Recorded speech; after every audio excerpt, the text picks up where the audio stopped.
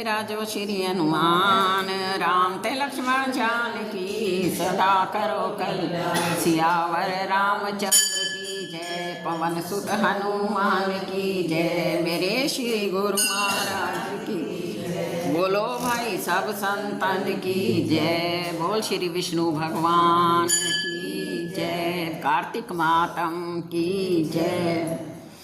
23वां अध्याय।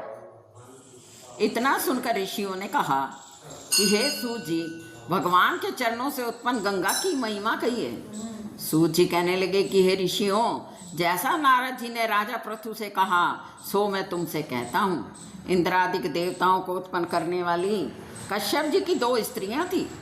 एक अदिति जिसके पुत्र देवता हुए, दूसरी दिति जिससे दैत्य हुए। देवता और दैत्यों में हमेशा कलह ही रहता था। उस समय प्रहलाद का पोता विरोचन का पुत्र बलि दैत्यों का राजा था। उसने विशाल सेना, हाथी, रथ, घोड़ा और पैदलों को लेकर सारी पृथ्वी को जीत कर स्वर्ग को जीतने की इच्छा से देवताओं पर चढ़ाई कर दी। बलि अपने मंत्री कुमंड और कूपकर्ण तथा अपने ही समान बलवान बाणासुर को साथ लेकर स्वर्ग की तरफ चला। उस समय सारा आकाश ध्वजाओं छत्रों से भर गया। बलि के सी तुल्य राक्षसों ने जब वत्रासुर के शत्रु इंद्र का नगर चारों ओर से घेर लिया, तब इंद्रादिक देवता भी युद्ध के लिए बाहर आए। उस समय देवता और दैत्यों का घोर संग्राम हुआ। वे एक दूसरे पर बाण, तोमर, परिध आदि अनेक अस्त्रों का प्रहार करने लगे। हाथी से हाथी, रथ से रथ, घोड़े से घोड़े और पैदल से पैदल भिड़ गए। इस प्रकार हजारों वर्ष तक बड़ा भारी युद्ध हुआ। इसके पश्चात राक्षसों का बल बढ़ने पर देवता युद्ध छोड़ करके भाग गए, पृथ्वी पर गुप्त रूप से फिरने लगे। दैत्यों ने स्वर्ग का सारा अधिकार ले लिया। बलि इंद्रासन पर आके बैठने लगा। सब दिक्पालों का कार्य अपने अधीन राक्षसों पर छोड़ दिया। यज्ञ की बलि भी आप ही लेने लगा।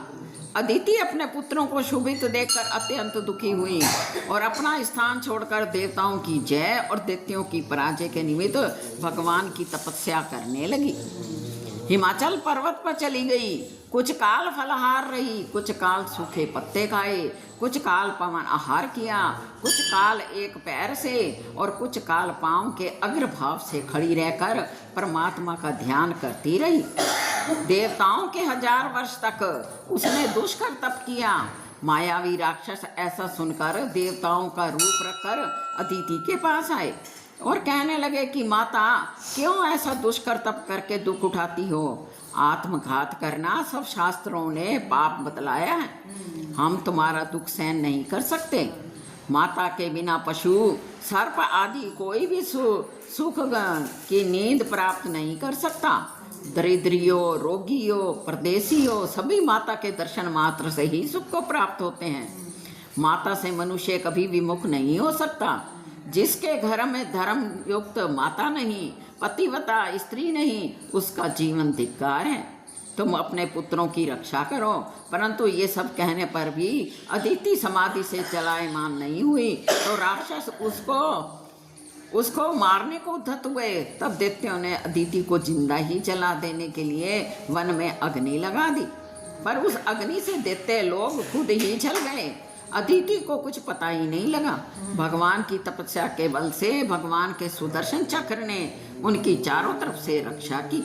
इति श्री कार्तिक मातम भाषा 23वां अध्याय समाप्त हुआ। बोल श्री विष्णु भगवान की जय। कथा समाप्त होत है, विदा हुए हनुमान।